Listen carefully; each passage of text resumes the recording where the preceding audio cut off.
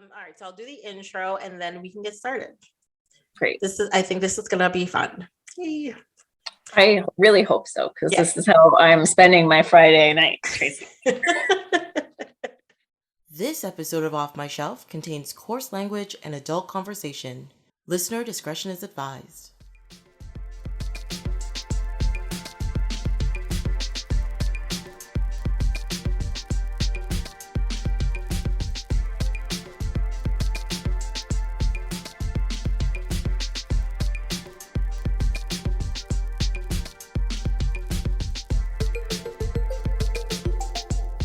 Hello, my name is Tracy James and welcome to Off My Shelf, a podcast about movies that are well off my shelf, where we go through my DVDs and talk about the movies in my collection. In this episode, Jamie Cochrane joins me talking about two movies with proper names in the title that are highly stylized and released in December 2004. These movies have a lot in common. Lemony Snicket, A Series of Unfortunate Events, and Life Aquatic with Steve Zissou. Welcome! Thank you. You already told me something I didn't know. I didn't realize both of these movies were 2004. Yeah, I actually only realized that today when I was writing up the intro, because I always look for things in common so I can like say something about the two movies and whatever. Yeah. And then I was just like, this is 2004, this is 2004. I'm like, interesting. I wonder if they were released at the same time. Yeah, they were both Christmas movies. Really? Okay, Life Aquatic was released on Christmas, and Series of Unfortunate Events was released a week earlier. So, wow, yeah, what a coincidence! That's crazy. Yeah, I did not know that. I did not know that until I looked it up like 20 minutes ago. So we did it. Like that's all there is to say now.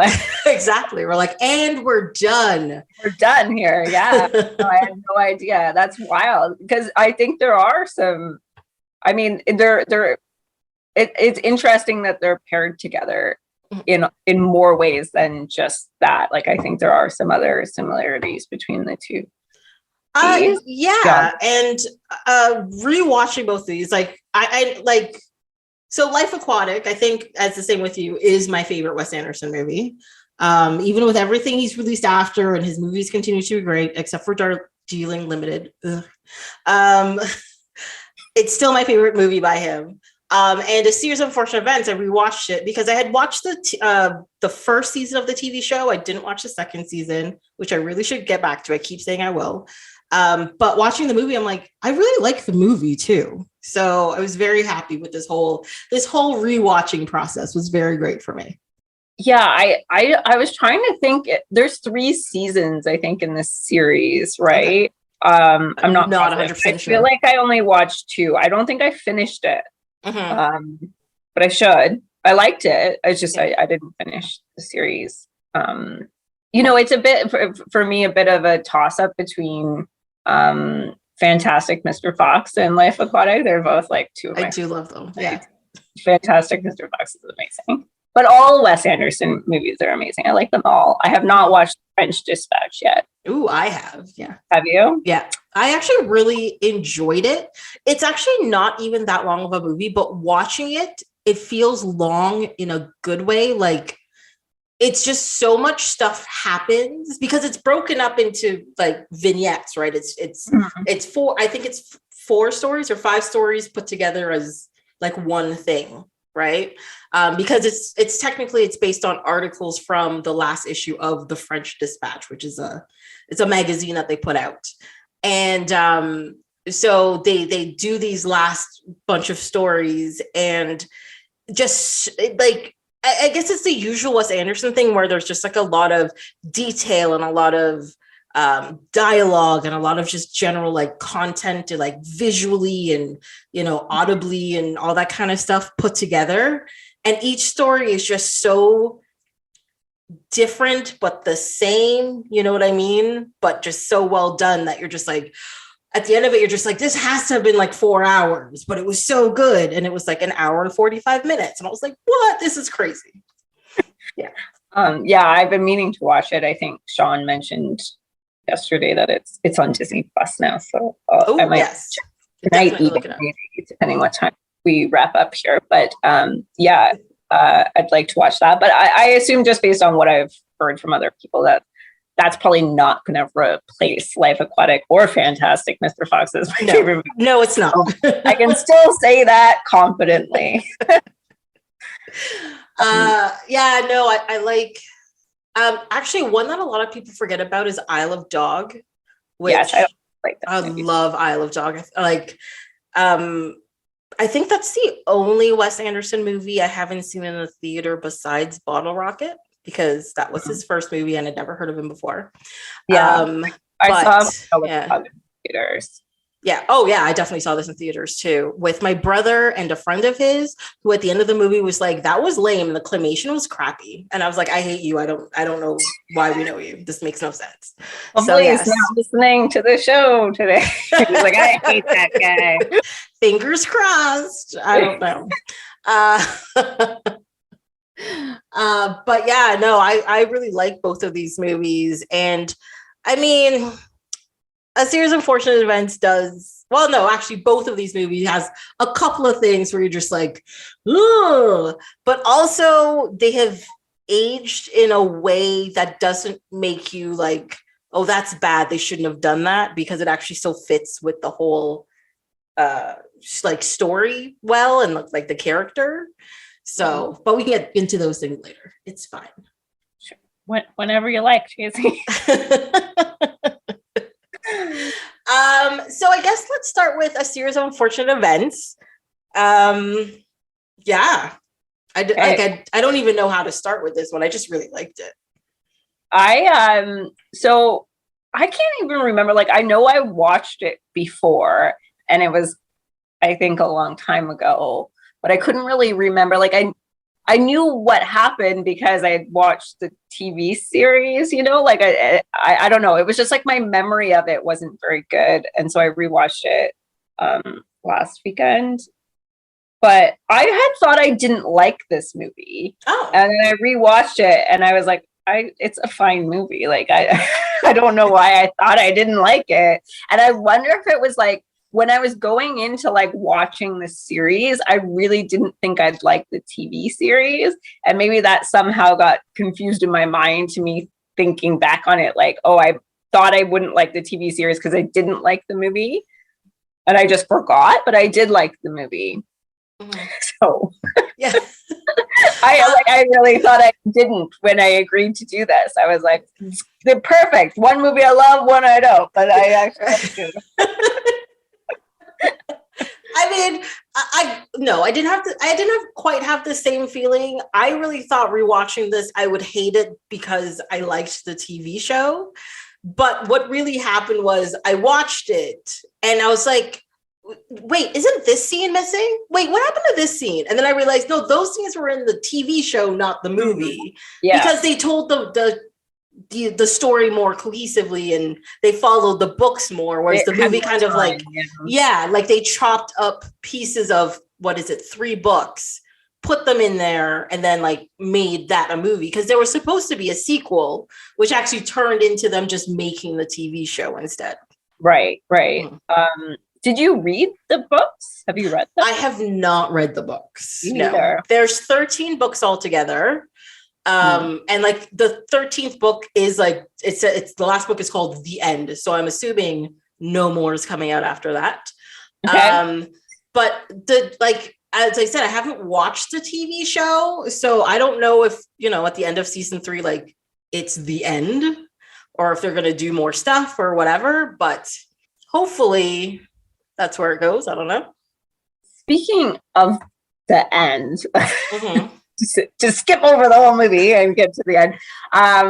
Like what was the point of like the spy glasses and everything, and what felt like there was like a secret society and like none of that like really, it kind of just ended. Like it was like they went and were sent off to the next person they were going to stay with and live happily ever after. But it was like, it felt like there was something more to the story with their parents and everything. And it just, because the movie was so short, just didn't get into any of that. Well, as far as I can tell, again, because there was supposed to be a sequel, like they put all those things in there for the sequel. And if in the TV show, they definitely get into that whole spyglass thing and looking into like Count Olaf's like background and stuff a lot more. Okay. So I guess if I watch the TV show, I'll understand it better. But there is an actual secret society in there that were like they're investigators of something, I suppose. And Count Olaf's the bad guy in all of it. Yeah. I have no answers for this because I haven't finished the TV show, only watched the movie, which is like if it's based on 3 books, it's what, a quarter of the whole story. So yeah, I felt like they could do more, like if we just focus on the movie and not the series, like as a standalone movie, it kind of lacks like depth because it kind of like alludes to these things, but then it doesn't follow through on a lot of it, and it kind of just ends.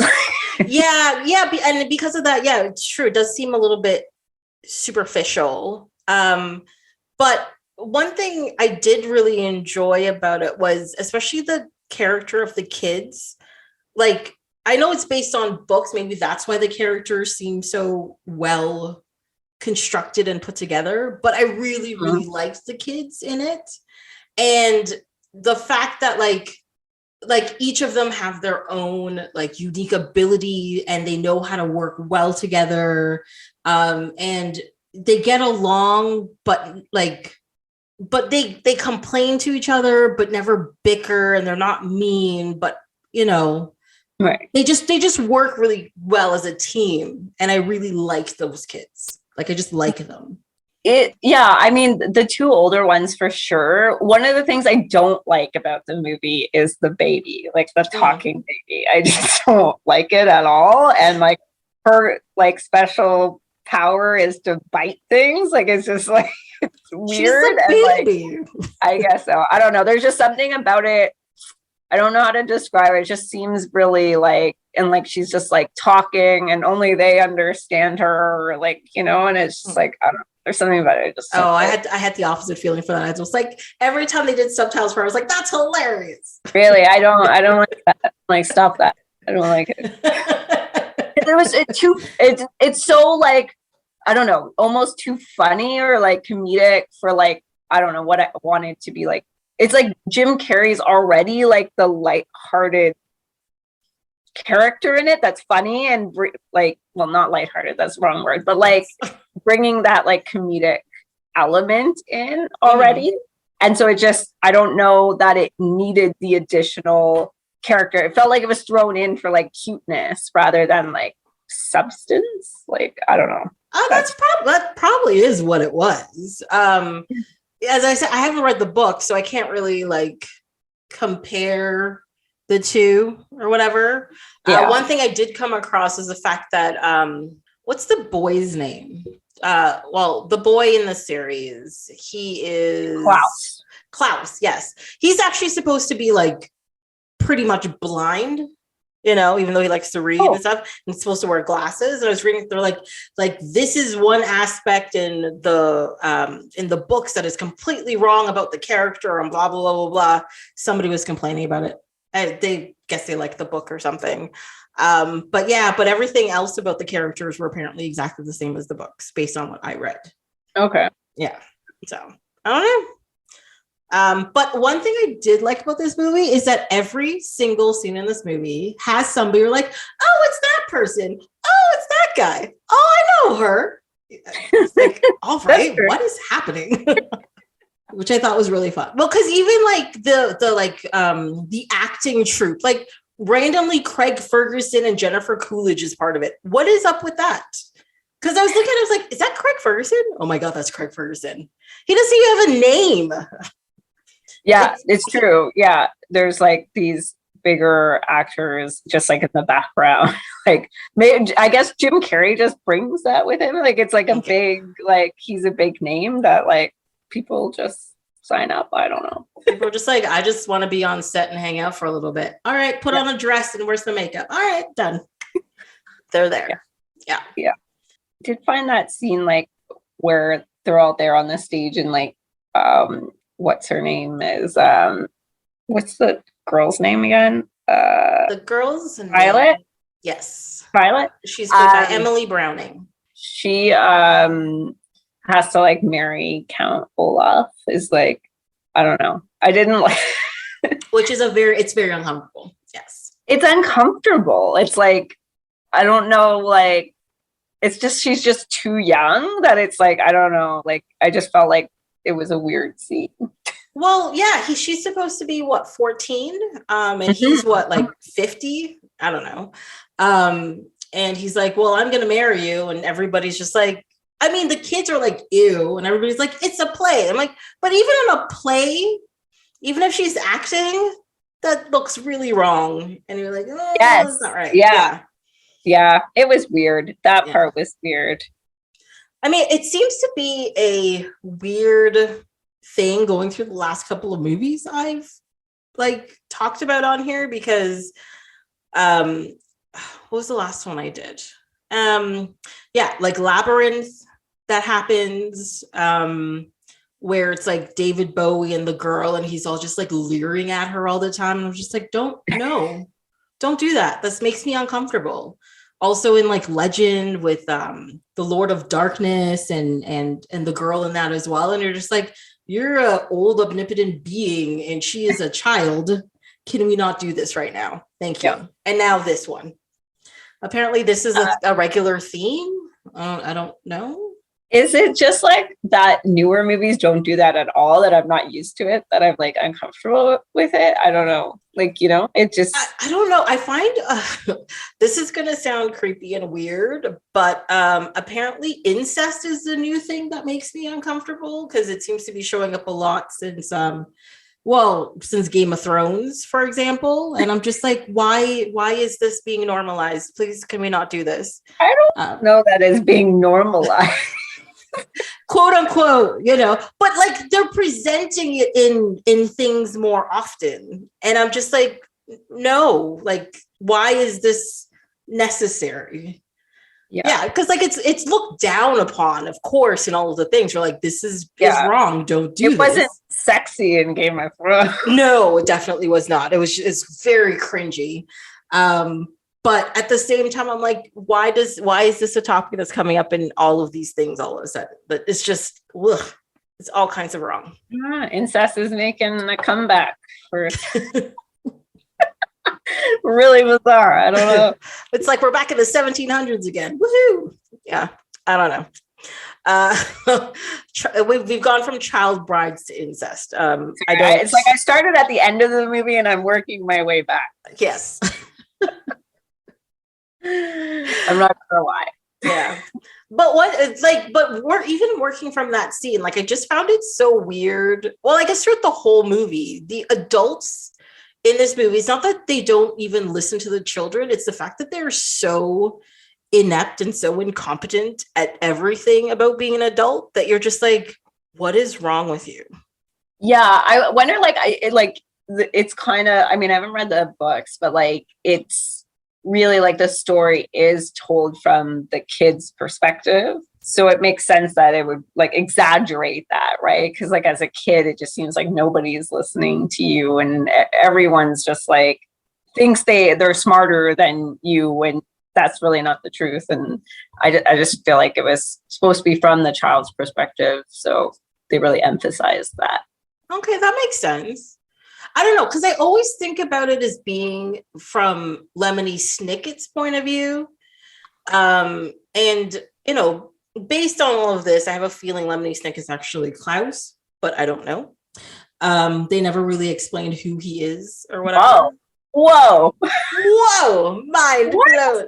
I never thought of that. I mean, I just, having not read the books, felt like I was also really confused about that character. I'm like, what is he? Who is he? And it's never explained. There's no like, he doesn't appear in the story itself, right? Like how he got there or how he's writing about it. So yeah, that's interesting that you said that, because that was something I was like watching it. I was like, I don't understand. Like, I feel like I'm missing something because I didn't read the book. Well, and that's because even so, the TV show does the same thing where Lemony Snicket is this like omnipotent character just telling the story, right? Yeah. And as far as I went within the series, they didn't explain who he was either. But like based on what they're saying and stuff, he is somewhere in the story. And then rewatching this movie, when they keep cutting back to Lemony Snicket, who's portrayed by Jude Law and stuff, I don't know if he actually portrays him or if he just does the voice. Because in the credits, it just says voice. Yeah, you never see him. I didn't know I didn't really realize it was Jude Law until I looked it up. Oh, no, I recognize his voice immediately. I should have, but I'm dumb. One of my first notes is I love Jude Law narration, also done in Grand Budapest Hotel. I love his narration in both of these movies. It's so good. But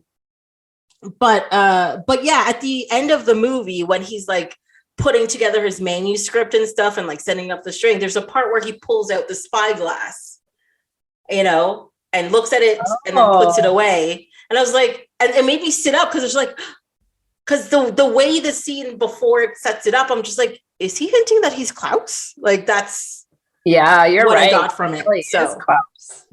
I feel like we need to watch the last season of the show to figure it out or read the books. Know what's going on in this movie. There's little clues in there. They do it. It's fine. But yeah, like so. I mean, I just find it interesting. I really do. But they definitely, like, I see what you mean where they put all these clues for all these things, but there's no answers because there's no sequels. There's no anything to fill all that stuff in, right? Yeah. I felt like it was building to something and then nothing happened. And then they like got the letter from their parents and even the letter didn't really say anything about where they even were, because they had traveled abroad and like didn't send this letter and like all this stuff, right? And like I don't know, it was like all this mystery and nothing was explained in any way. Yeah, exactly. But I think that's the problem with the movie. They emphasized all these mysterious things a little too much, so that you got too invested into the mystery and it was no closure. It wasn't just like, a little detail sprinkled here and there kind of thing. Yeah. So it's not like, I think as the movie as a whole is fine, but it doesn't really stand up as a standalone movie. You really do you needed the sequels to like put it together and you to be like, oh, it's this. Agreed. Mm-hmm. And that's maybe why I didn't like the movie the first time I watched it because of that. And then now I've watched the series and gone back and I was like, oh, I like this. I don't know why I thought I didn't like it. And maybe that's why, because it was just like, I felt like, what is this? Yeah. It's like it's not finished. Yes. And the ending too, it's like doesn't leave.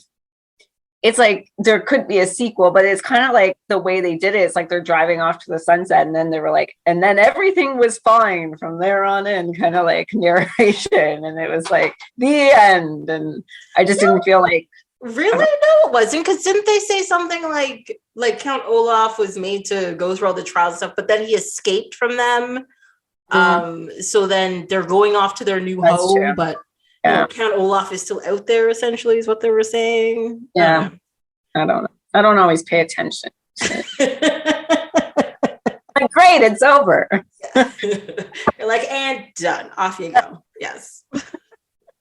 Yeah, and like the movie is surprisingly gruesome for a quote unquote kids movie too. Oh my god. Yeah, so much death. There's so much. There's death by fire, poisoning, suicide, and somebody being eaten alive. Yes. That is a lot in there. Yeah. Mm-hmm. Which I was just like, oh wow, okay. That's It really only works as like a kids movie because of Jim Carrey. Like otherwise it would be too dark, like for kids, Well, the movie itself is actually quite muted in like tones and colors and stuff. There's no like sunny days. No, it's very very dark. And the characters are all kind of dark, like, you know, and like the aunt who's like clearly unstable and like, yeah, you know, just like all the characters are not sunny, happy characters. Like even the uncle, like, I mean, he's the happier one, I think, in the movie, like the lighter one, but it's still like he's got this weird kind of like obsession with snakes, which is kind of dark and like, you know what I mean, like mysterious. And yeah, there's no real like sunny, happy characters in the movie, which I like how dark it is. Well, and that's the thing about the uncle as well, is that he explains to them how he knows how they feel. And that's because what he said is like his wife and his child had died or whatever, and he understands that. And they also died in a fire. So he was like, we're going to Peru because the best way to get over things is to like get away and go on an adventure is essentially what he says. And they're like, well, how do you understand this? And he says this like, it's not like a ongoing drudging tale or whatever, but he's just like, well, I've lost people too. My wife and my child was killed in a fire as well. And they're like, so I know how you feel. And they're like, oh, okay, let's do that then. I'm like, all right. Yeah. And the aunt's husband died in a fire. So no, he's the aunt. No, he got eaten by the leeches. Oh, was he? He was investigating the fire. Yes, he was investigating the fires. Yes. Sorry. Yeah. Right. Yes, the leeches. What a way to go. You have to wait exactly an hour after eating, or else leeches will eat you. I will always follow that rule now. Only in eel-infested waters. I mean, you'll just get cramps if you go in other water, you know. But it's yes. So, you know, like they bounce between all these different houses they live in throughout the movie. Which one was like kind of your favorite one or to watch? Like, the reptile house for sure. The reptile house? Oh yeah. Yeah. I mean, I did like, so technically they only go into 4 houses. So it's their house before it burns down. Count Olaf's mansion or whatever you want to call it. The uncle's house and then the aunt's house. It's the 4 of them. And the aunt's house is pretty like, I mean, I don't even know what you call it when you have like a fear of everything. Like I don't know what that's called. But she has that. So her house is very like it's just anxiety. We're just gonna call it that. Okay. So her house is just kind of like regular, pushed to the side and stuff.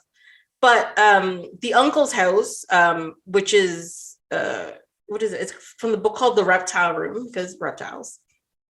Like that's the one place too that has like a bit of color, because everything is green, like a nice solid vibrant green that's opposite to everything else that you've seen so far.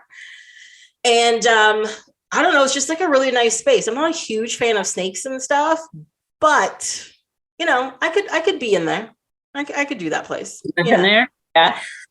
Yeah. I mean, definitely not Count Olaf's place. That place is, I'm not the neatest person ever, but even I was just like, ew. Like that kitchen, don't wash those dishes. You just throw it out. That just goes in the garbage. All of that just goes in the garbage. Like when they were like cooking out of the urn and they're just like, oh, we'll just triple wash it. Yeah. Oh, wasn't it a spittoon? Oh yeah. Which is 10 times worse. Yeah. And they boiled like random pasta that was like in a drawer just about. Yes. Or something. Yeah. Oh, yeah. Okay. I really enjoyed those scenes, like in Count Olaf's house. Like I enjoyed all of those the most, I think. Well, I think it's just because Jim Carrey does a really good job embodying that like false friend, creepy, eccentric dude kind of thing. Yeah. Yeah. Because I found his troupe very creepy. Like they were quiet and just kind of stood around in the background. They like fell asleep at one point. They just don't really do anything or say anything. Yeah. But that's why I thought it was so weird that you had like recognizable faces as these people. You're like, you're not doing anything. Why are you here? It could have been like random dude off the street. Here, just sit in the corner. Done. It's true. Yeah. I don't know. I have no idea why. But it's great. Yeah. I mean, it made the movie even a little bit more interesting because I was just like, is that Cedric the Entertainer? Is that Dustin Hoffman? Is that Craig Ferguson? I was like, why are these people here? Yeah. Yeah. For sure. It's fun. Yeah.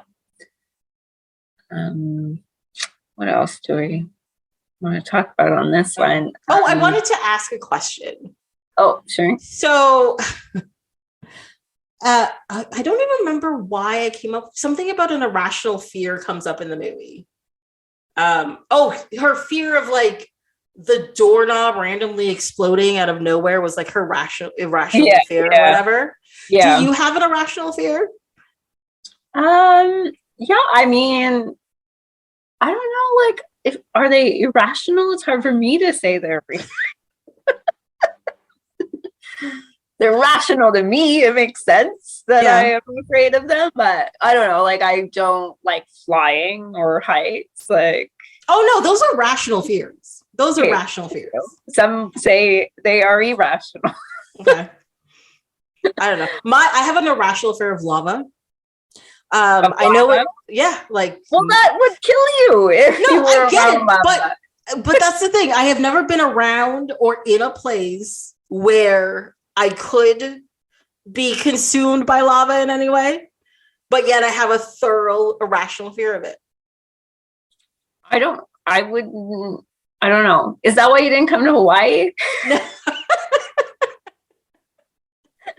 No. Like, I don't know, like that is something that like will kill you. Like that makes sense. Whereas like I don't like the sound. I don't know if it's a fear. Maybe it's not a fear, but like the sound of like forks hitting people's teeth. Oh. It's like, to me, it's just like, I cannot stand it. It drives me crazy when somebody is like eating and like hits the fork against like their clink, teeth. Clink. I don't know if it's not a fear, but it's irrational. Like that just gets on your nerves. It bothers me that much that I like can't function or eat. It's too much for me. You're just like, I put down my fork and I walk away from the table. I'm just done. Do this. I'm just done. Or I scream at that. Don't you know where your mouth is? Just put the food in there. Put it in. Your teeth don't have to hit the fork. But I don't know if that's a fear. But other than that, I don't know. I guess I'm not that afraid of too many things. Just heights and flying. I don't like it. Take a lot of drugs when I fly. Fun in a way, I guess. Well, because like one of the reasons why one of the most common fears is heights or flying is because people are born with two fears, and it's a fear of loud noises and a fear of falling, or like a reaction when you fall, right? Yeah. So I think that just automatically just stays with you, and it stays stronger with some people than other, because it's not really, I don't think it's really a fear of height. I think it's really, a lot of times it's a fear of like, it's falling from the height, not the. I don't want to fall from there. Yeah, exactly. You know? Yeah, for sure.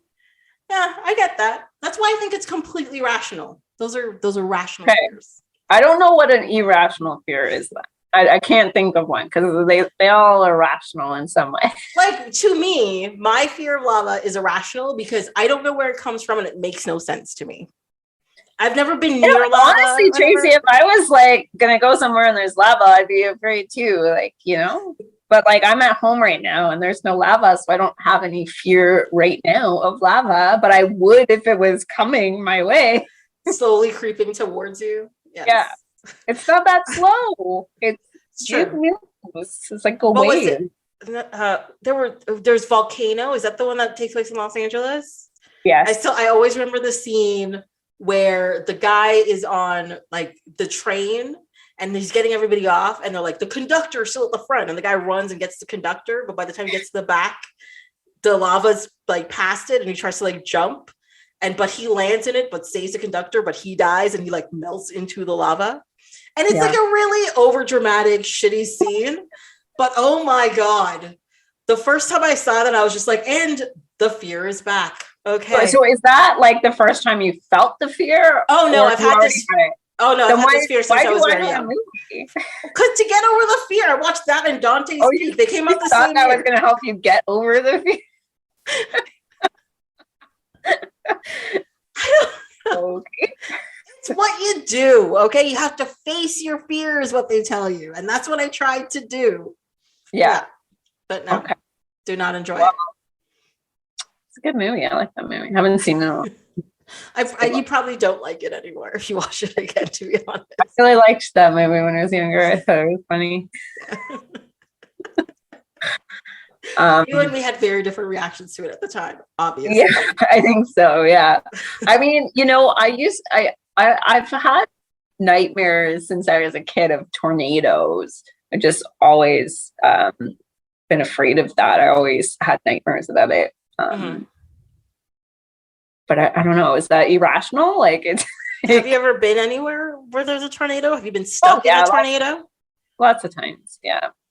You've been stuck in a tornado lots of times? Inside the tornado, but when there is one like outside somewhere, yes. It didn't take me up into it. Like, yeah, we get them a lot at my cottage. Like, it happens quite a bit. They're not okay, so then I would think that's rational because they're there. They've been around you.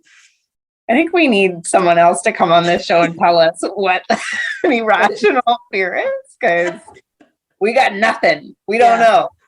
I don't know. I got okay. Because apparently my fear of lava is rational, which I never thought it was. But okay, if you say so. Tracy, everyone's afraid of lava when they are faced with. I don't know. I've seen pictures of those dudes who walk up and take a sample and or take a picture of it, and or cook a hot dog in it, and they think it's hilarious. I don't know. I did see lava when I was in Hawaii. I went to not a science center type place, and they actually had somebody come out in a hazmat suit, and they pour lava out in front of the audience.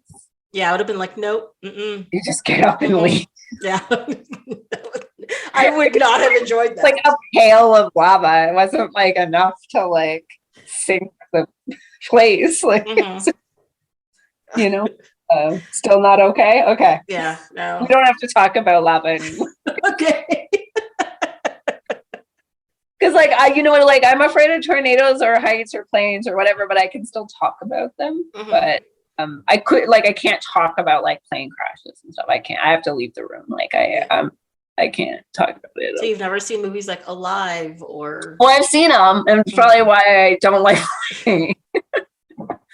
I have seen Alive. Yeah, you have to have that discussion with your friends. If you're in a plane crash and people died, whose butt would you eat first? That's just a discussion people have sometimes. I mean, you don't even need to discuss it. It feels like a no-brainer, right? Wait. Well, how is that a no-brainer? How is that a no-brainer? If you're going to survive, you got to eat what's around. I don't know. What's there to discuss? Who are you eating first? That's the discussion. Whoever's dead. I don't know. What if 4 people are dead? You got to pick one. Mm-hmm. Out of my friends, my current friends, you need me to name somebody? Steve. What else? I don't know. Sean. Sean first. You know why? Because he would think it's hilarious. Yeah, it's fine. Start with my butt. I'm glad we got to talk about that. That's always fun. Anyways, okay. Off of irrational fears / rational fears that, I don't know. We haven't figured that whole thing out yet. It's fine. Also, there was a very unexpected cameo in this movie that I actually looked up, and it is said that it is this thing that's in there. Blows my mind. Say that again? What? There's a cameo in this movie. Yeah. So when the house is falling apart, I think there was a boat under the aunt's house, that the like pillar goes into, and it blows up, and there's a duck that goes like, wow, it makes a noise or says something. Okay. And I was just like, is that the Aflac duck? Like, you know, like the insurance company duck? What? You've never heard of Aflac? Aflac? It's an insurance company. Oh. And their mascot is this duck that goes around going Aflac. And it's voiced by I don't watch TV, Tracy. I don't watch any ads. No, but this thing has been around for like maybe like 20 years. Oh, I've been around for 20 years. At least. Yeah, no, this duck does not ring a bell. What? Well, anyways, that is the Aflac duck and the sound. So it's just like product placement? No, like you can't. No, I just heard it and I was like, oh my God, that's the same voice as the thing. And then I looked it up and yes, it is played by the same duck. In 2004, he did both the ads and this movie. It has to do with the type of duck and the voice, the sound that it makes. Okay. It's very specific. Clearly, yes, that is very specific. Yeah, I wrote it down. And then after it, I was like, was that the Aflac duck? Oh my God, it is. Because I looked it up. Wow. He doesn't yell Aflac or anything. Now I've said it like 800 times. They're getting advertising. It's fine. But I thought it was really funny. Well, I'll have to rewatch that part because I don't even remember a duck in there. It's like a half a second. Yeah. I was probably looking at my phone. You're like, and nobody cares. That's hard to watch movies when you own a phone. That's what I found. It's like I now like going to the movie theater just because it stops me from like looking at my phone. Like that's like, because otherwise I watch a movie and I look at my phone like 4,000 times. It's true. Like when I'm home, even if I really like a show, I have to actually be like, Tracy, put your phone down. You're going to miss something good or something important, you know, like just put it down.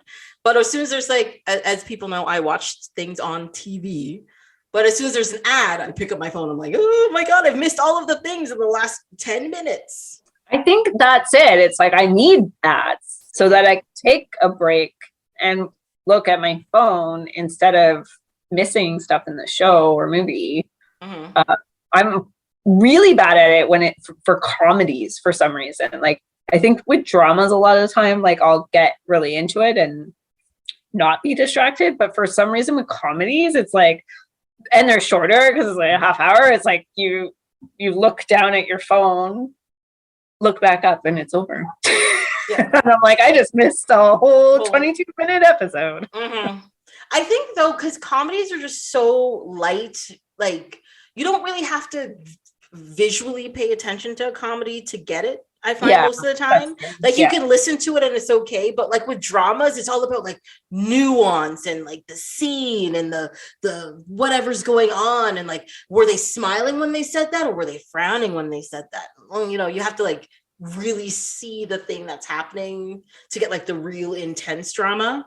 Where a lot of comedies, it's just like he fell down, haha, and you're like, okay, that's it. Yeah, I get it. Yeah. You're like, it's fine. For sure. Yeah. Well, I took that way off topic. Sorry. It's fine. I was talking about a duck. It's okay. That's true. This is your fault. This is my fault. The duck cameo. Like, what are you talking? So stupid, but at the same time, I looked it up. I'm like, and I was right. It just blew my mind. I can't help it. It's okay. No worries. No problem there. What else was there? There's a couple anachronisms in here, even though like the movie doesn't really officially set a time or era for but like visually it's very specific.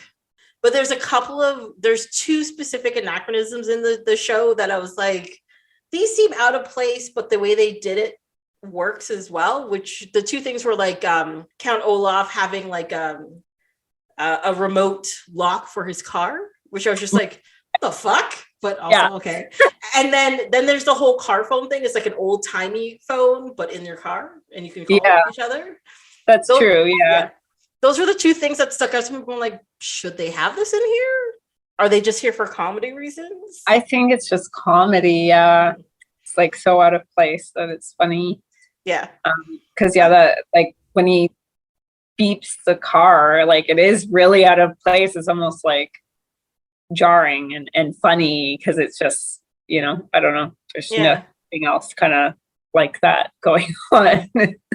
Well, because his car looks like something from the 1950s, maybe. And you're just like, a car from the 50s shouldn't have that, should it? Yeah. I don't think so. Yeah. Good scene, though. I like that scene. A lot of suspense. Little predictable, but... the kids are going to live.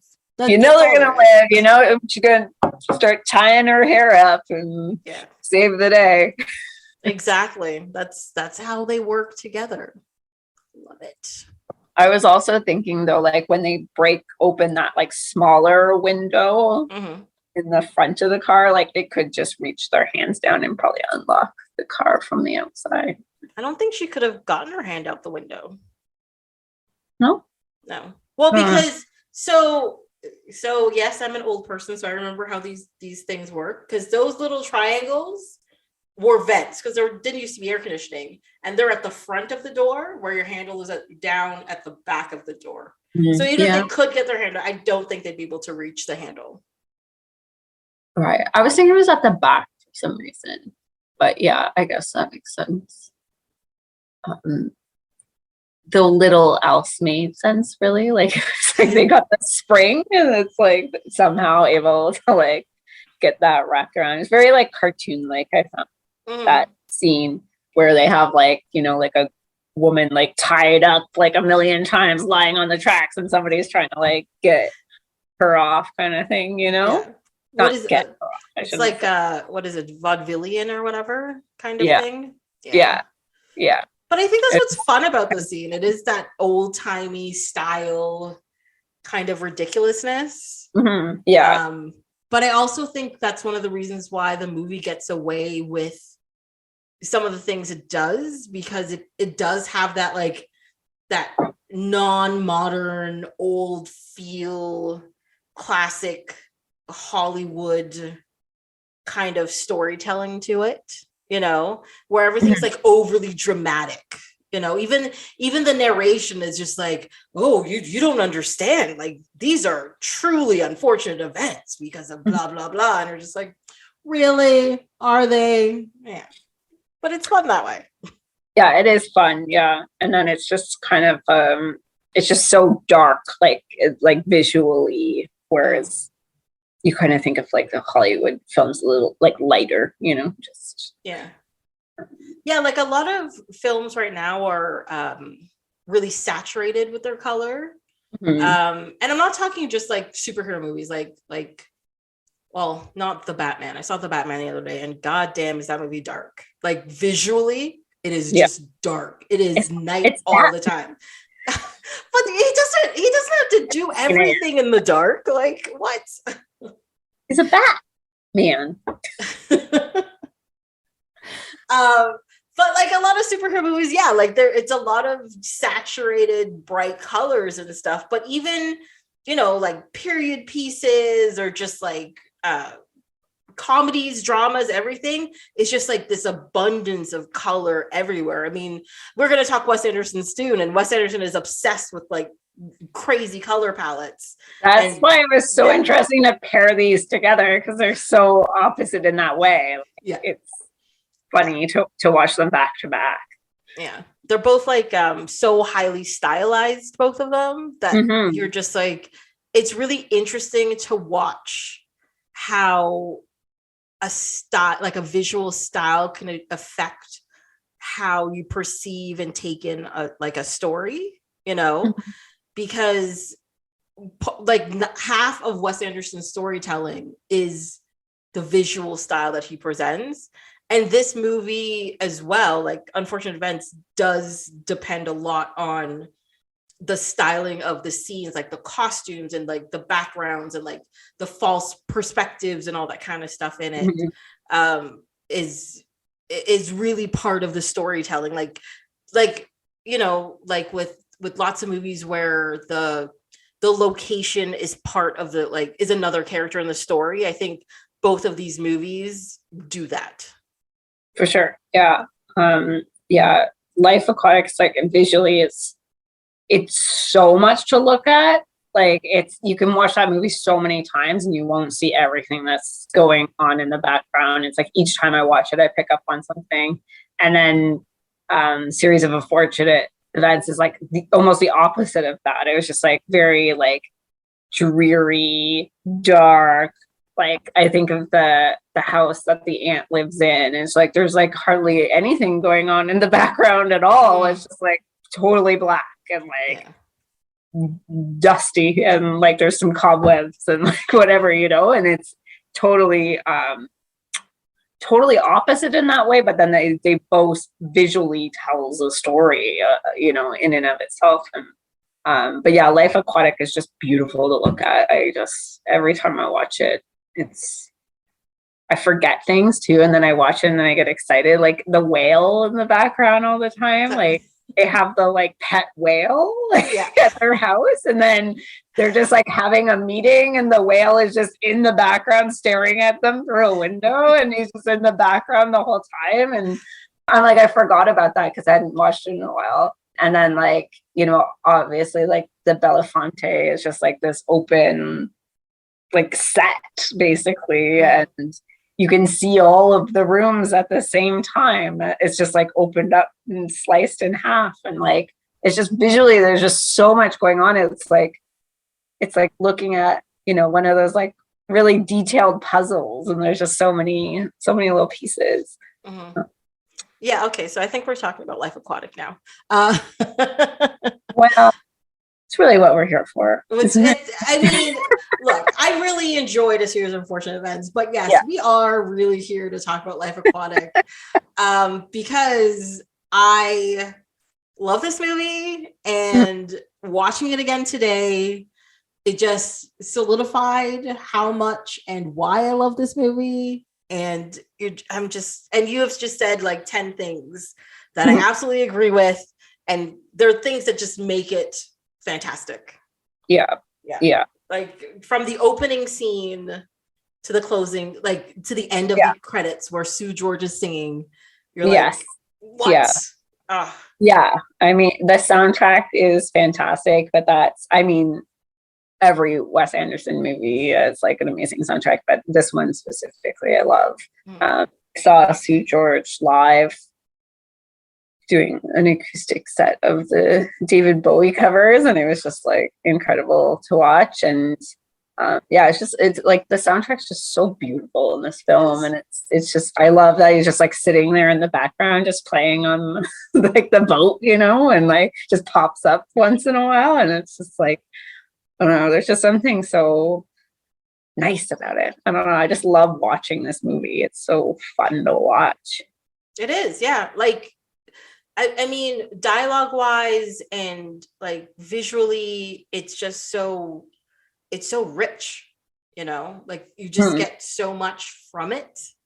And the characters are also, I mean, they're classically kind of stunted, which is Wes Anderson. Like they're very abrupt in how they speak and all that kind of stuff. But there's something about how the characters are presented in this movie that makes them more like understandable or more whole in some way, that you're just like, I like all of you, even if I'm not supposed to like you, like all of you, if you know what I mean.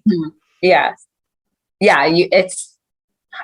hard to describe. It's like, it's not even like they're not spending that much time on any one character. Like they're like one character is never like alone. Like you know, like they're always interacting with one another.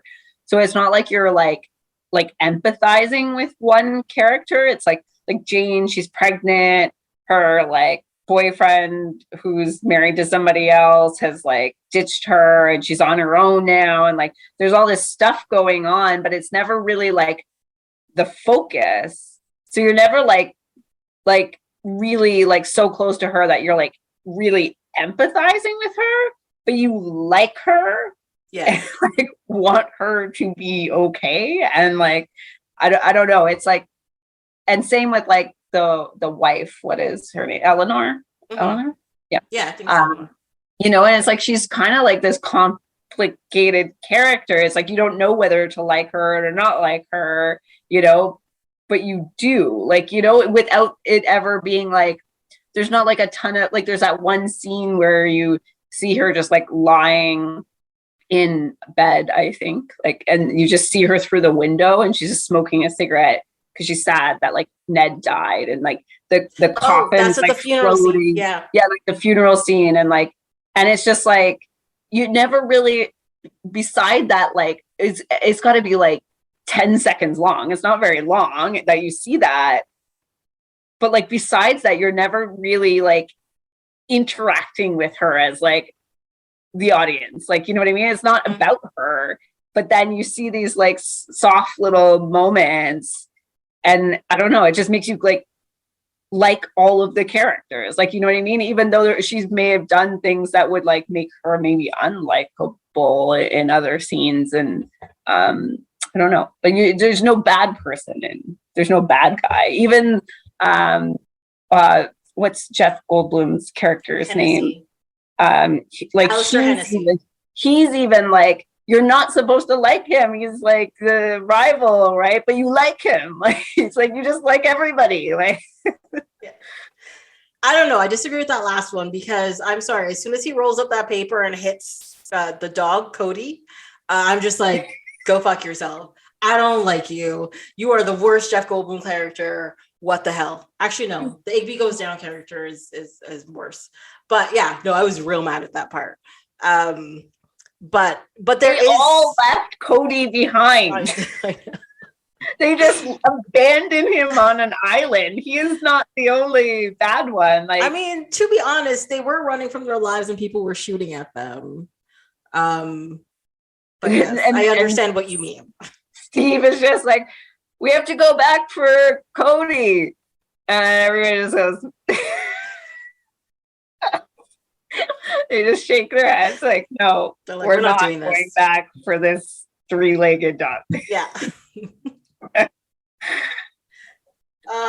But yeah, no, I mean, especially Eleanor, which I found, she's such a cool character too. Like, just everything about her is just cool, but she's also very like stoic and standoffish. So there's two scenes where you see her having like properly like emoting something, and there's that scene with the coffin falling, and then there's like the next scene where they cut and it's Steve saying, this is the first time Eleanor's ever cried in front of me.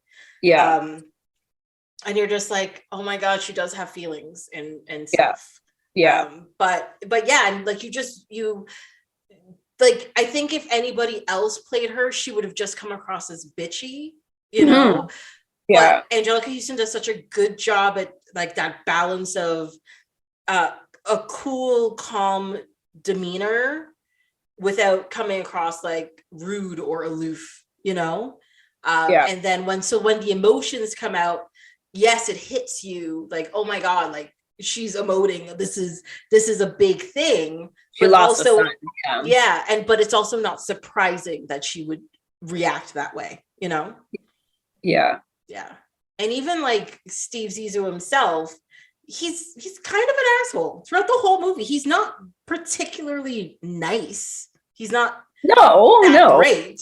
I don't even think you're really supposed to like him. No. But you're supposed to empathize with him, and you do throughout the whole movie. Like you kind of just get what he's doing and why he's doing what he's doing. Yeah, I feel like it's like the movie is like, you know, it's kind of like meeting your hero, right? It just like never lives up to that standard. And like he's clearly supposed to be like everyone's hero like even Ned's like from a young age was like writing to him, and Jane followed him at a young age, and like all of these characters who just like love him and idolize him, and then they're faced with who he like actually is, you know. And you know, there's like this scene where like I think Ned says like, I think he says, I don't want to be a character in your film, or I am a character in your film, or I don't want to be a character in your film. I forget which one. No, I don't just want to be a character in your film. I don't just want to be a character in your movie. And then he was like, he says it's not fake, it's a documentary. And it's like, you know, it's just like so plays with like what's kind of like real and what's fiction, and how they've kind of idolized him. And they're all kind of characters in his movie, which he thinks is like a documentary in his real life, but it's like, it's not. It is just like totally made up. Yeah. You know, and I think that's so cool that like the whole movie plays with that, and then that line is like just kind of sums it all up, you know, like it's... Well, and I also think that's one of the reasons why the scenes where the Belafonte is like cut in half and you walk around like it's like a play set work really well in with that, because this is supposed to be real life. This is supposed to be what's really going on. Yet you're clearly on a set and you're running around it, you know? And you're telling people, we're just telling you about the ship. So we're doing something cool. But the scene you're talking about is also at a part where the ship is cut in half and they're running around the ship, which is, it's visually stunning, but also juxtaposes what he's talking about completely. Right. And you're just like a documentary, and it's a set. Like it's even the information he's like Steve is giving is inaccurate, like most of the time. And like he's talking about the electric jellyfish, and that's not what they are. Like he doesn't know. And it's like, it's just like he's not really who he was perceived to be, or everybody thought he would be. And it's not a documentary, it's a movie. It's not real, like what he's doing. So because there's even like the part where they're like underwater and stuff, and they swim up to something and they're not even filming it. And he's like, okay, so let's do this shot, you know, and then the cameraman goes in front of them and like they swim back and they film them swimming back up, and you're just like, really? Is this a documentary? This is just filming some stuff. Like, it's not real. Yeah. I think even like he has a moment with Ned at one point, and then he wants Ned to like say what he said again to catch it on like film. And it was just like this, like, you know, he's kind of like pouring his heart out to what he thinks is his father. But he's just like, oh, wow, that was great. Do it again. Like, can we talk about Ned Plimpton / Kingsley Zissou? I love that part when he's like, I want to rename you. Yeah. He's like, I want to give you my last name. And he's like, oh, like we could change your first name too, because I would have called you Kingsley. I was like, what? What kind of name is Kingsley Zissou in the first place? It's just strange. So good. Yeah. But like, I love that character just so much. Because he starts off sort of like not quite naive, but just, you know, like small worlds. Like I don't want to say like, you know, backward or redneck or anything, but he doesn't seem worldly. He seems like he's been in a small place his whole life. And, you know, even though he flies planes, it's just in Kentucky, so he's not really going that far. So it doesn't seem like he's been places, but then, you know, especially with the confrontation with like Klaus and all that kind of stuff, where he's like, I may seem that way. I may seem too nice and I may seem like a pushover, but if you want to start with me, I will rumble, essentially is what he said. Yeah. And I love that about that character. I think too, it's also like, maybe like Steve's perception of him is that he has not gone you're just like a little boy, right? Like you're my son, you're this little boy, like you don't know anything. And there was like that scene, I think they were eating dinner or something, and like they ordered wine, and then they like whoever the waitress came over to give it to Ned, the wine to like taste. And then Steve is like, he doesn't know anything about that. It's just like, and he's just sitting there like, but it's like, it's never, there's never any actual evidence that he doesn't know this stuff. It's just Steve just like deciding all of this based on his own like ideas of what he should be or he is. Like, I always thought that scene was just about Steve's pretentiousness or his perceived level of existence, but now that you say it that way, that he's looking down on Ned, that kind of like changes that scene for me a little bit, because I always thought that scene was just like, it was silly and funny, he's full of shit, but now it's just like, no, you're looking down on this person who has you on a pedestal essentially. And that's kind of sad. So much of it is just about the relationships between them all, right? Like it's I always find it interesting, Wes Anderson's he's obsessed with father figures for most of his films. A couple of them are more direct than others, but I think I know where it comes from, because all stuff like this always comes from someone's childhood and the relationship they've had with whoever they perceive their heroes / parental figures to them are and stuff. But he is definitely good at portraying these loving but broken relationships in all of these films.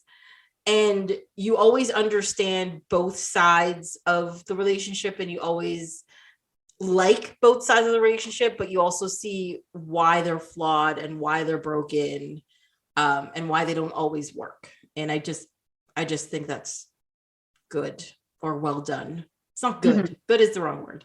They're just well done on film.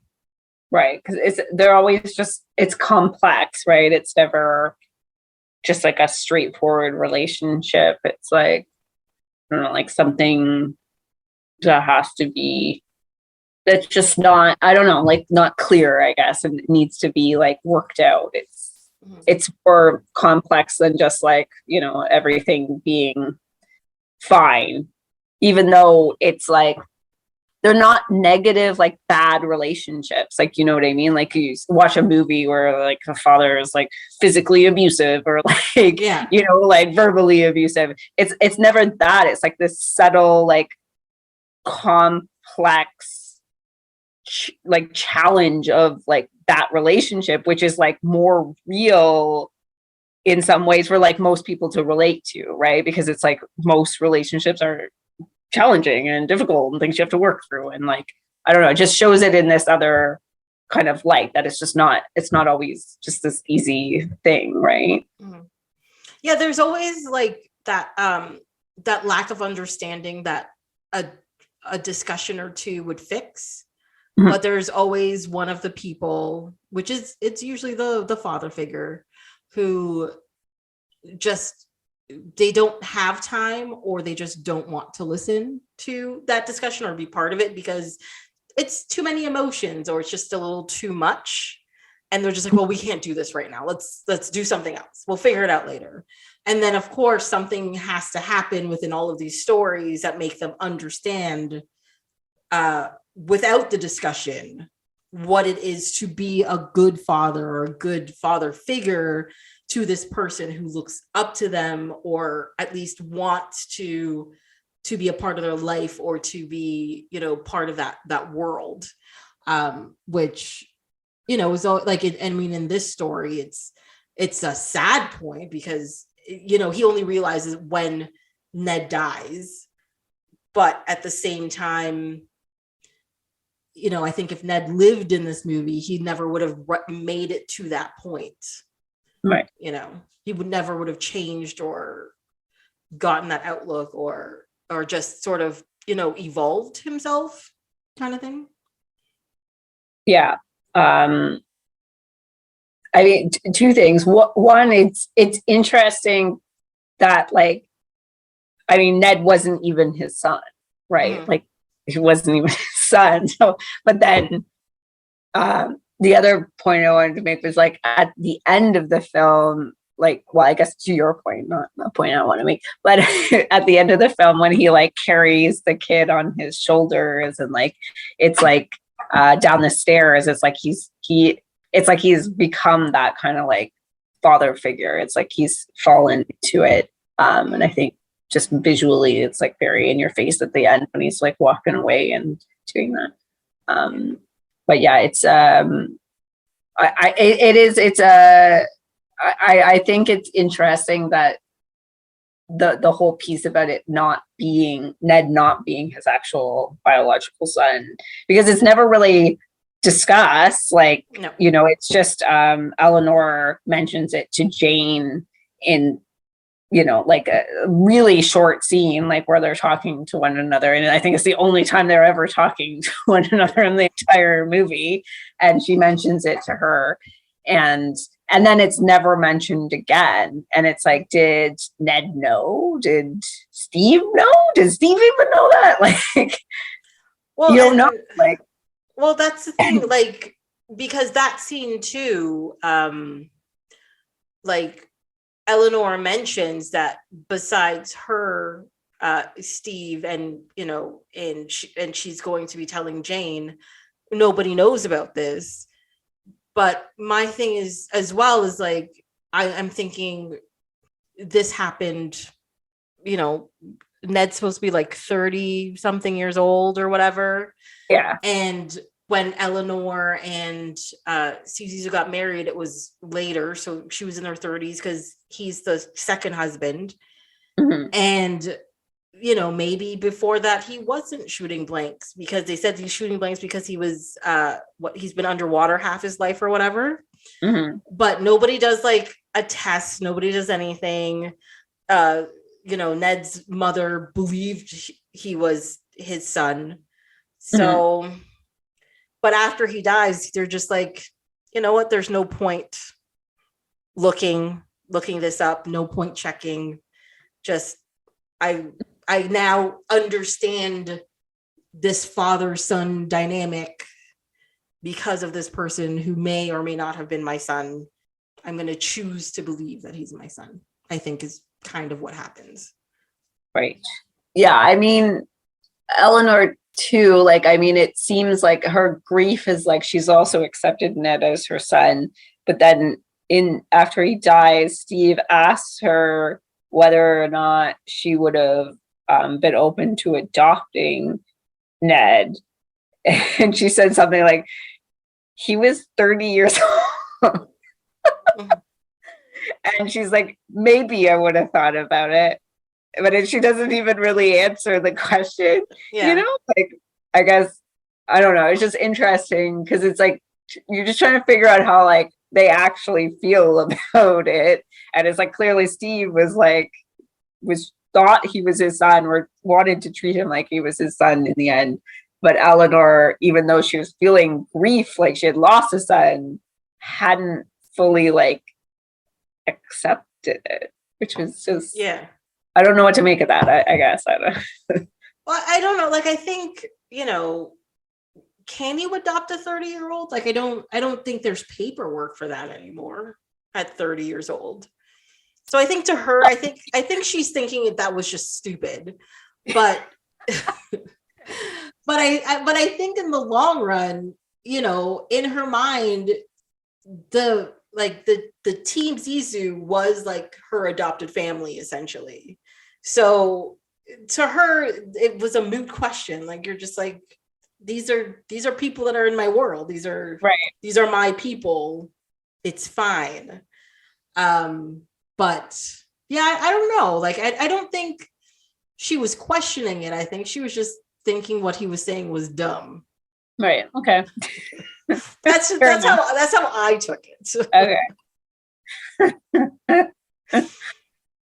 I mean, it is in character for her to just be like, that's just stupid. What is wrong with you? Yeah, that's true. That's true.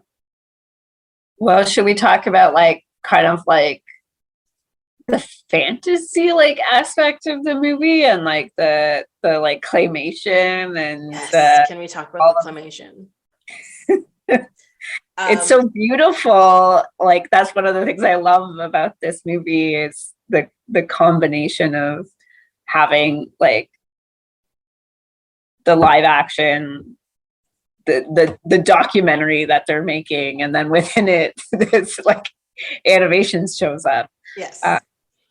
It's really that's one of the things that makes this movie so lovable and so whimsical is that claymation bit to it. And especially when you're talking about color, oh my god, so much color. Because I mean, one of the first things you see is the rainbow, the crayon rainbow seahorse or whatever, and like that Werner gives them. And it's just an abundance of color, just all of the colors of the rainbow. And it's nice and it's bright, and talk about saturation of color, saturated color. And it's so simple and it's so nice. And then throughout the movie, you just see, random little bits here. And I just like how it was never anything too crazy. And it was never meant to be like, oh, look at this real thing that's here. It was all just meant to be like, this is clearly fake, but it's kind of cool, Yeah, it's very like, it's childlike, right? Like, it's like almost like maybe the way Steve sees it, and I don't know, like it's through the eyes of him, I think, like how he sort of sees the world. And it's just like these little like cartoons moving around. Yeah. Because it's just like, that's like his dream, right? Like, and then it's like, maybe also like there's all these people that are like following him, so it's also like their dream, right? Like they all want that to like become a reality kind of thing, or to be part of that.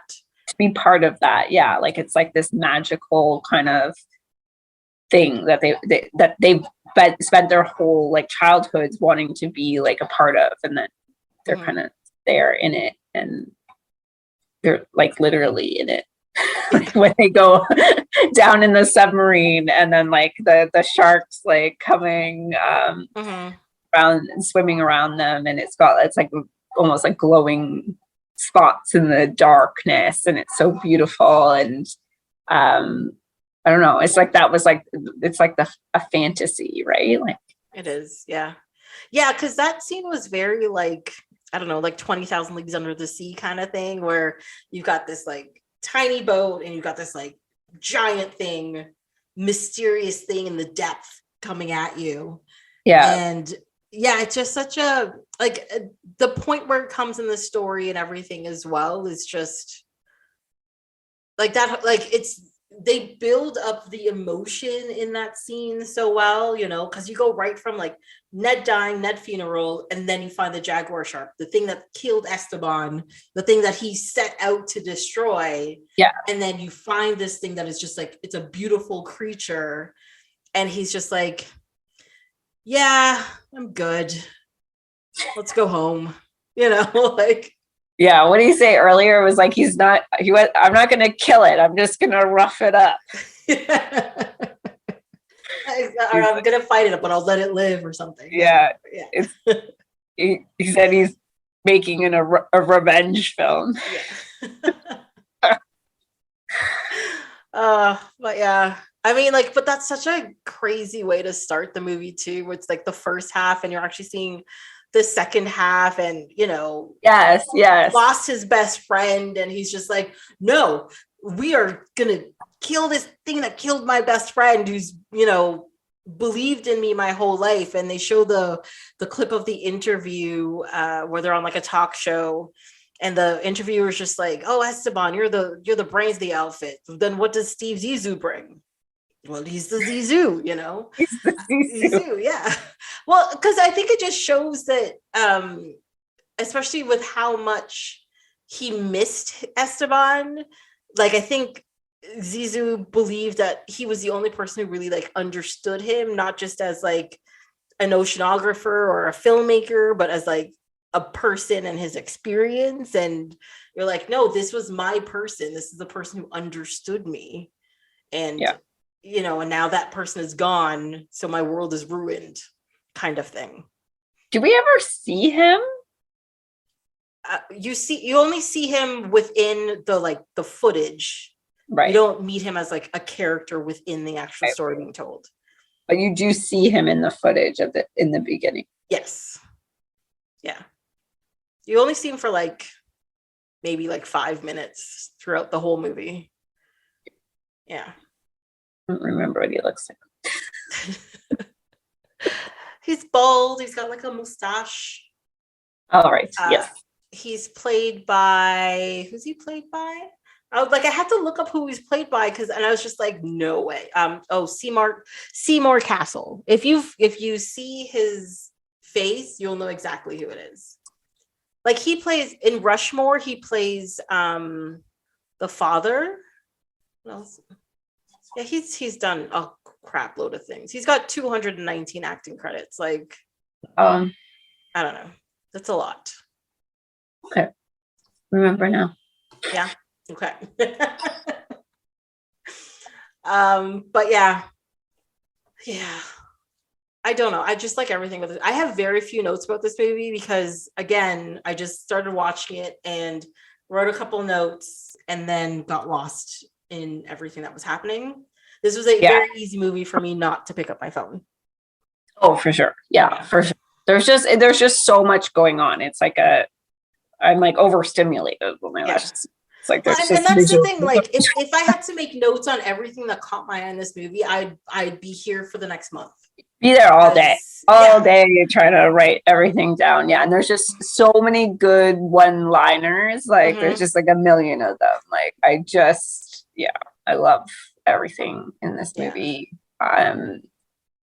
You know what? I haven't really seen any Jacques Cousteau documentaries. I don't know if you've ever watched any. I also have never watched any of them. I don't know where to find them, but Steve Zissou is based on Jacques Cousteau. Yeah.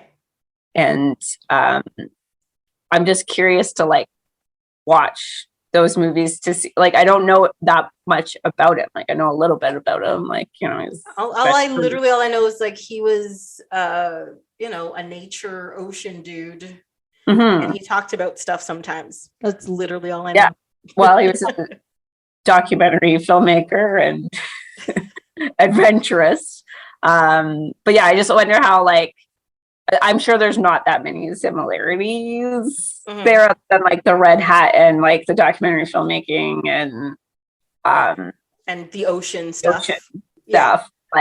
I don't know how eccentric he was, but he was well loved by children, and I think there were all the clubs and all that, which they brought into the film as well. Because I remember in elementary school and stuff, we had his books and stuff when we did chapters on the ocean or whatever. Read a book with whales. There's nice pictures in it and stuff. You're Jacques Cousteau is very cool, but that's about it. Yeah. But I'd like to hunt down. Maybe they're on YouTube or something. I remember looking a few years ago trying to find them because I love documentaries too. I watch a ton of documentaries and I was trying to find them because I wanted to watch them, but I wasn't successful. But maybe now that someone's uploaded them somewhere. Are they more? They're kind of nature films, National Geographic kind of stuff, right? Yeah. Yeah. Okay. I don't know. I put that I know technically it's the same, but I put that kind of stuff in a completely different category than documentaries. Oh, sure. Yes. They're still documentaries, but yes. Yeah. But no, but I like watching the nature ones too. I like them. I don't know. I think the nature ones make me sad because I want all of them to live, but I know, in the nature, the lion's gonna eat the thing. I never know who I'm rooting for. You're oh, the lions and the cute cubs. I'm the lion's hungry. Yeah. Oh, you've eaten the antelope. Yay. Yeah. Their tiny faces are covered in blood. Awesome. Well, the worst is it's fine if that they are following the lion all along, and then the lion's got to eat, and you're rooting for the lion, and then it kills the zebra. But the films where they follow both the zebra and the lion, and so you see the zebra's life and the lion's life, and then you see them slowly starting to come closer to one another, and you don't know who to root for because there's no hero in a documentary. Exactly. I mean, technically they're animals. There's no hero at all. They're just like, I have to live, and I have to live. I have to eat, and that is it. But because us, they never eat. Yeah, it's not like we don't eat, animals and stuff or anything. It's fine. I buy my animals in a grocery store, so obviously they're not real. Yeah, they were never alive, Tracy. There's no way. Oh. I have told this surprisingly to a lot of people, but when the apocalypse comes, I will become a vegan easily because I cannot kill things. Tracy started this talking about alive. And how I had to choose live on this show which one of my friends I would eat. Yeah. And then you're telling me you won't even kill a chicken. But that's the thing. Those people are already dead. I can eat chicken because the chicken's already dead. When I go to the grocery store, I get a piece of chicken or a whole chicken. It's already dead and I cook it. Fine. Yeah. That is okay. But you hand me a live chicken and you're like, kill this chicken. I'll be like, I'm okay. Thank you very much. If you were hungry enough. I mean, I guess anybody gets to that point, but I don't know. I'll probably get to this point later in 2022. That is true. We'll all see how we react when we're hungry. Exactly. You're like, what? A piece of chicken is $35? Well, which one of my friends am I going to eat tonight?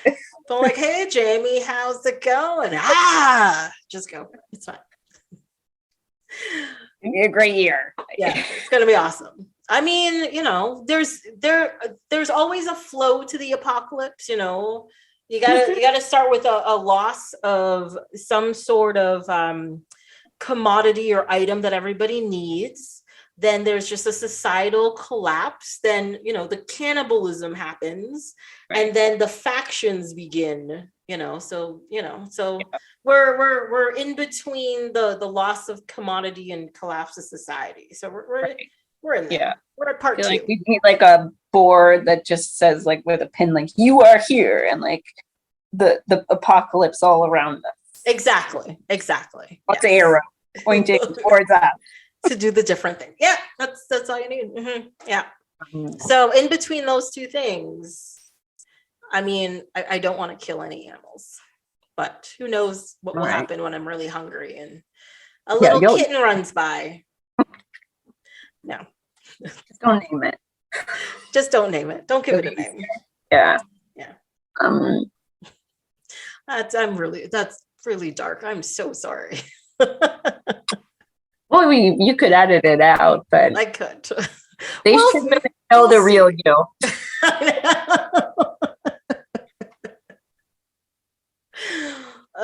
Yes, that I am a wimp until I'm hungry. Then it's fine. Yes. I wanted to show you my poster, which is the sinking of the Belafonte. It's attacked by an octopus? It's being attacked by an octopus. And there's a submarine, and I got it. There's this art gallery in San Francisco, and they do themes, I guess, every couple months. And so they did a movie poster one where it was artist rendition of their favorite movie, and they just create their own posters. Yeah. So I got this one, and I love it. Yeah. I only have 3 pieces of art in my apartment on my walls, and 2 of the 3 are Life Aquatic posters. I can see why you wanted to do this episode then. Yeah. Oh, just to show off my posters. Yes. But I love them. But they're both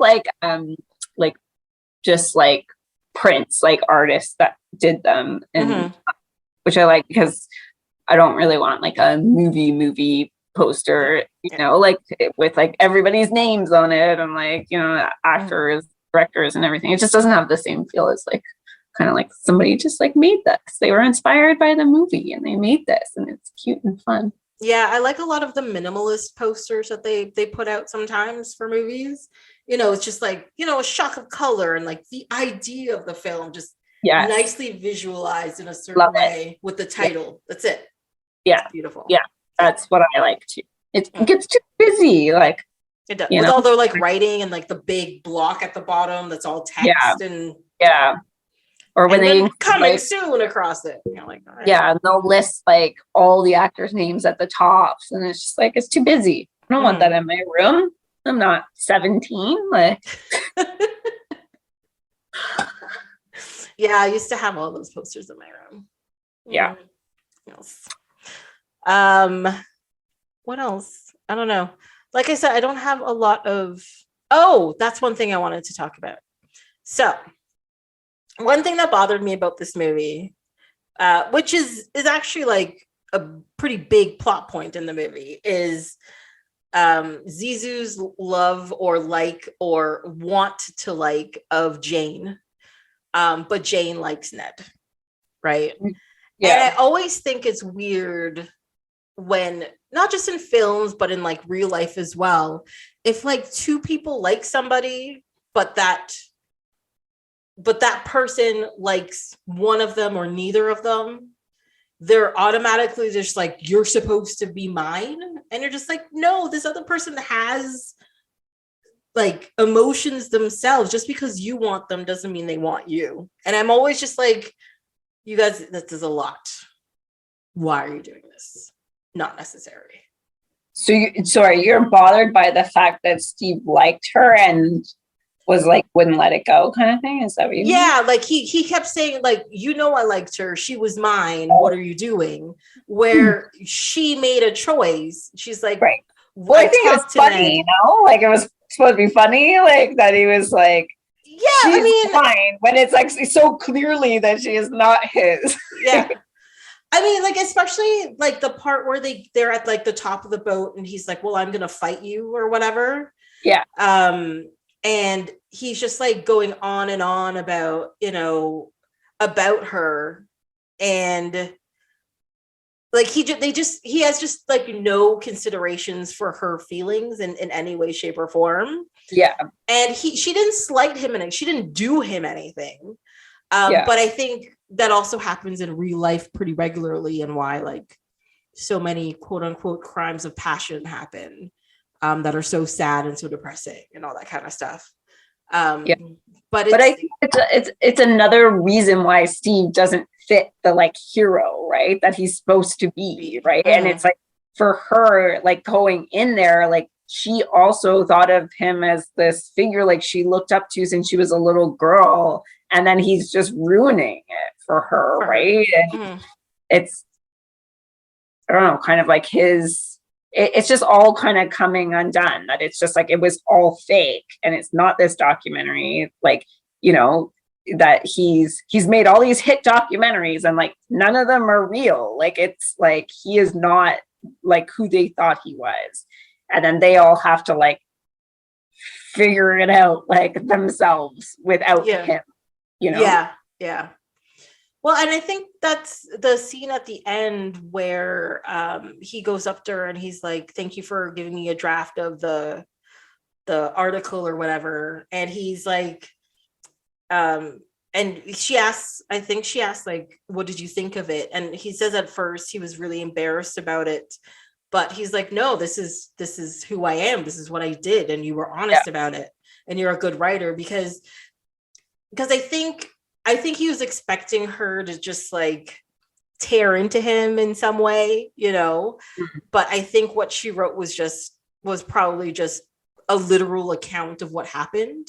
Yeah. It's like the first time that truth is being told. Yeah. And he was just like, and he's like, oh, I think I can face this now, that this is who I am. I think, it's like he's accepting that it's just like who he really is. And like, he's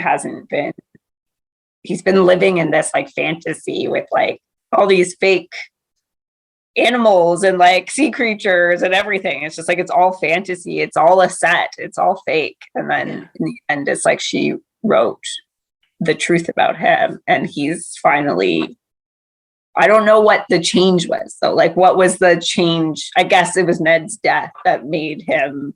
Well, I think it was both. Like, I think he set out on this revenge thing for Esteban, but throughout the whole movie, it's very clear he's not over the death of Esteban.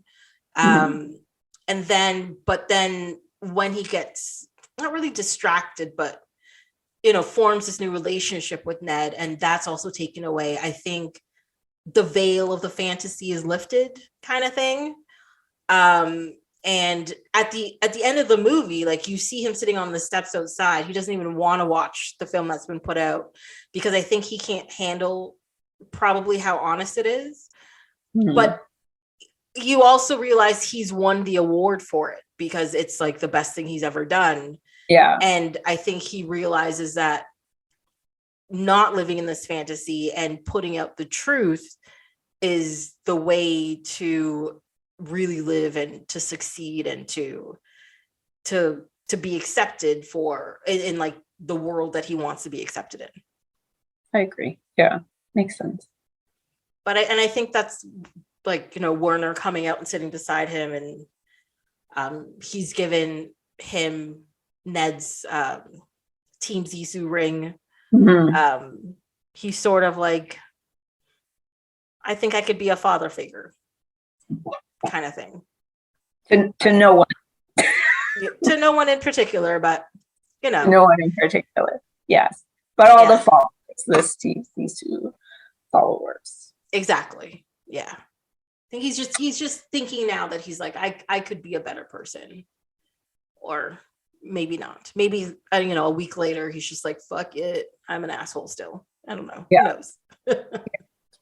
I think Klaus too said that he thought of him as a father, even though he's older than him. Yeah. He was to Klaus, he's like, I've always thought of you as a little brother. And then Klaus was like, I always thought of you as a father. I love Klaus so much in this movie. He steals every scene that he's in, on every word that he says, even though he doesn't actually say that many words throughout the movie. Yes. But he's Willem Dafoe is so good as Klaus. I love it. He is so good in it. And to bring it back to the other movie, there's two Klauses. That is very true.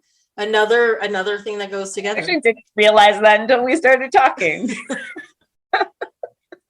And I was like, wait a second.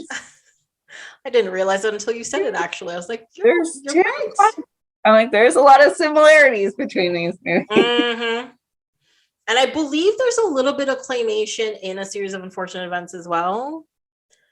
So yeah, I don't know about claymation. I'm trying to think where there's claymation, but there is the first part of it is animated. It is, yes. Because it's like that move that you think you're watching a different movie. Yes. Which I actually thought I was watching the wrong movie for a second. When the movie started too, I was very confused. I'm like, is this the right thing? Well, and then I thought I was like, oh, it's one of those, like, you know how sometimes you get like a Disney movie, it has like a short at the beginning and then the movie comes. I thought maybe that was it. Well, I was watching it like an illegal copy of it off YouTube.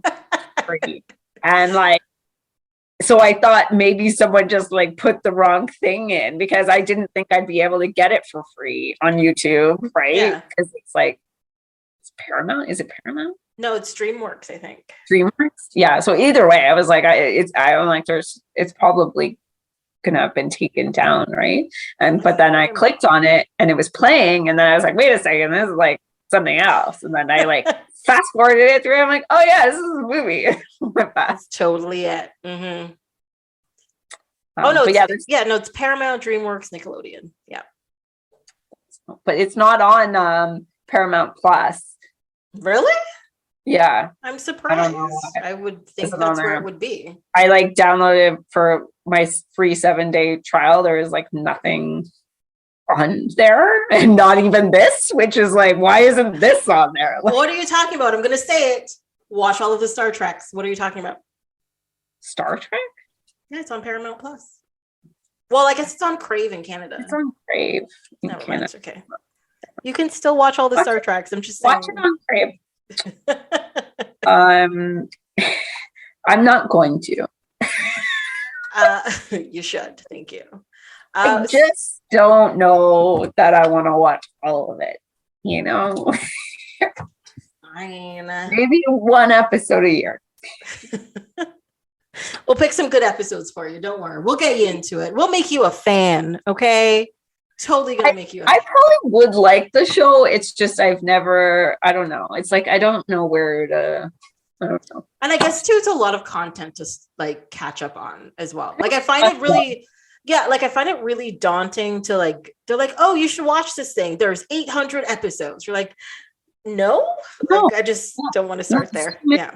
Yeah. I feel overwhelmed by any show like somebody tells me to watch that like has like a bajillion episodes. It's like I don't want to commit to this. Mm-hmm. Yeah, and I just like as a kid I never liked Star Trek. And you obviously had a horrible childhood if you didn't like Star Trek. I'm just my brother used to make me watch it and didn't want to watch it. Oh, see, that's what it is. See, I think it's just an automatic resistance to it because you were forced to look at it. It was so boring. Like when I was young, like it was just like, oh, it was so boring. Oh my God. There's intrigue and there's like ethics and there's drama and there's action and there's, it has all of the elements. I don't like any of those things. You're crazy. That's all I'm saying. Well, we made this, Tracy. You know this. I've been saying it for years. Just look, this is what I said about it. Look at me, Tracy. Look at me. Oh, yeah. Okay. All right. I've had my Star Trek talk. It's fine.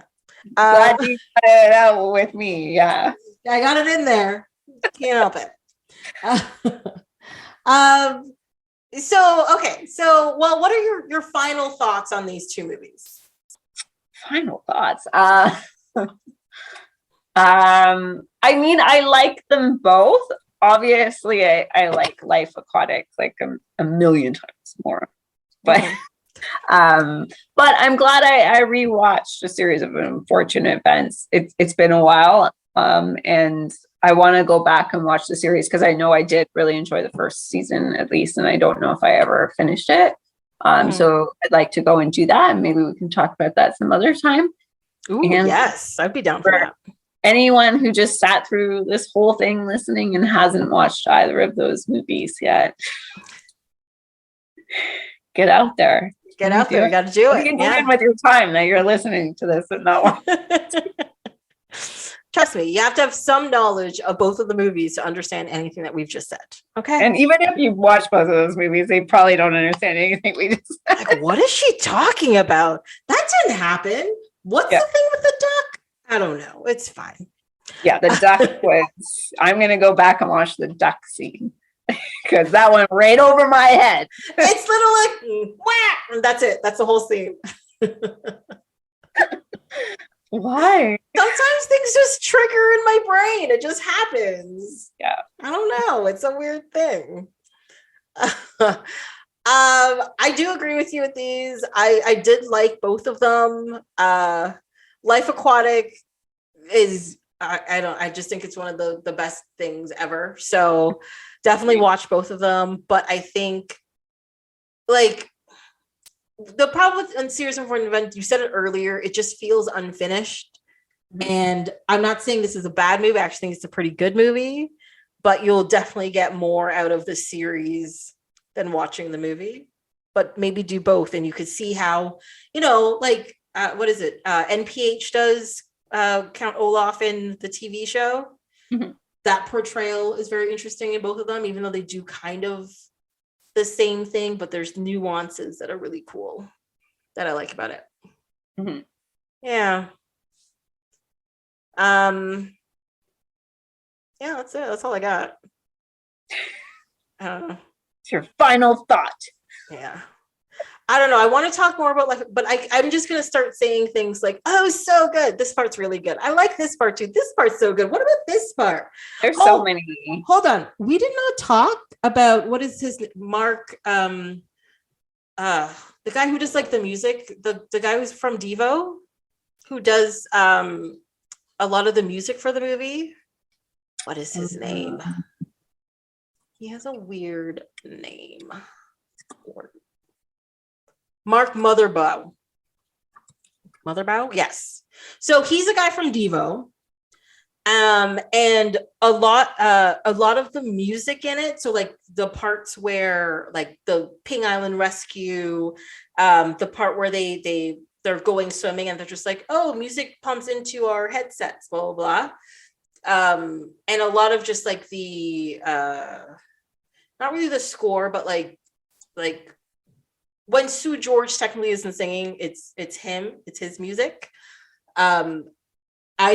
I love that stuff. That stuff is amazing, especially the Ping Island Rescue one. I don't know. I'm jibber jabbering now. Never mind. I don't know. Yeah, no, like I think the music throughout the whole movie is fantastic. It's like from beginning to end, there's a lot of different music in there. There's also I think Iggy and the Stooges are in it at one point too. It's like there's the soundtrack's pretty like. I don't have it in front of me. You got the Zombies. You've got Scott Walker. There's a few like classical minuets and all that kind of stuff. Mm-hmm. Yeah, I don't like. Wes Anderson has such a way, or whoever he picks to do the music has such a way of evoking all of the correct emotions in the different scenes, even if it's just like an interstitial, like especially picking like why have Sue George sing specifically David Bowie songs at random points throughout the film? Who comes up with that idea? But at the same time, it works so well as like in the transition moments throughout the film and all that kind of stuff. And you're just like, it just puts you in like the right mood and it puts you in the right space of mind. And it just works out so beautifully. Yeah. Yeah. I think too, it's like a lot of time it's obviously like they're choosing big songs like that are very popular and everybody knows, and to be able to incorporate them into the movie, and then it becomes like every time I hear that song I think of the movie. Like it's like they're able to do that, and it's pretty awesome, and it's energizing. There's something of it. It's like even though it's like familiar in song I've heard a million times before, and then it's like in there, it's just like there's something that's like it's I don't know, it's nostalgic, it's fun, it's energizing, it's cool, it's I don't know, I like all the soundtracks of like every Wes Anderson movie. It's like so many great songs, and they always work really well with like the scene. It just becomes like the scene becomes like so iconic with like the music and everything. It's just so well done. So well done. Yeah. Ugh. Yeah. And it never, I know this will sound really stupid, especially watching a Wes Anderson movie where everything is so meticulous and extra. I always feel like surprisingly like he's not trying, you know? He's like, this is just the thing that I do and this is how I do it. Without being like, no, it has to be this kind of scene, if you understand what I mean. It just... Because it like makes it look so fun and like... Yeah, I think that's maybe that's what it is. Yeah. It's never like the scene when like the pirates come on and like Steve's just running through like firing and like shooting, and it's not hitting anybody. It's not violent, but it's like just like so like it looks so effortless, and like they did that in one take, you know, and it's just so fun, but so good, right? Too. It's just like that's so great. And like the explosions too, they're just like blowing up stuff, like just like for fun. Like it's just so unnecessary. It's like all of a sudden there's a giant explosion. Like what is happening here? What is this? Why is this happening? But like it's just fun. Let's just throw it in there. Why not? I'm down for it. Yeah. Okay. I really had to get that part in there. That's fair. I wanted to talk about music too. So and we did talk about Sue George at the beginning too. Yeah. But yeah, no, like the rest of the soundtrack is just fantastic as well. Like I own the soundtrack for this movie, and I just like I love it. On CD, like is that what you mean? Yes, like on CD. I'm like, how do you own it? Or like I downloaded it on Spotify this month. Like, no, I have the physical CD that I digitized, and it is part of my MP3 list of MP3s that I have. You still have your CDs? Do you physically have the CDs? Physically have the CDs. Once you're done your DVD collection, you know what you got to do next. Oh my God. I don't even know where, like, I guess I could talk about music, but I would just be a lot of like, oh my God, this line's good and this line's good. And did you hear the crescendo? And that was it. That's a lot of it. I mean, you can find an interesting take on it, and maybe it's not actually focusing on the music itself, but like maybe about how the album was made, or that artist, or like some other like interesting aspects around the album, like, you know, rather than specifically like just the thing nerding out about music, which I don't think any of us could do that well, but like but yeah, like there's so much history around the albums themselves and how they got made and who was involved and why they were made, and, you know, all that stuff. And there's always like fun little, like, you research them, like fun little stories. It's true. I don't know. Just maybe that's the thing that's gonna happen at some point in time. Well, I mean, you're at L. Yeah. DVD. I mean, I have a little ways to go with the DVDs. So maybe in a little while. In a little while. Yes. Yeah. Okay. Well, thank you so much, Jamie, for joining me today. Thanks for having me, Tracy. Yay. This was a very lovely discussion because I we ended up agreeing that we do like both of these movies, but Life Aquatic, I was very happy to talk about. Me too. Yay. I might go watch it again now. I did watch it only like 3 or 4 hours ago, so I guess you weren't working today. I mean, don't tell anybody. No. I did lots of quote unquote work today. What are you talking about? It's fine. Well, that's it for this episode of Off My Shelf. Until next time, you can follow along on Instagram and Twitter at ohmyshelf, or you can send an email to ohmyshelf@gmail.com. On the next episode, we'll be talking about Little Miss Sunshine and the Little Princess. Hope you'll be here to listen.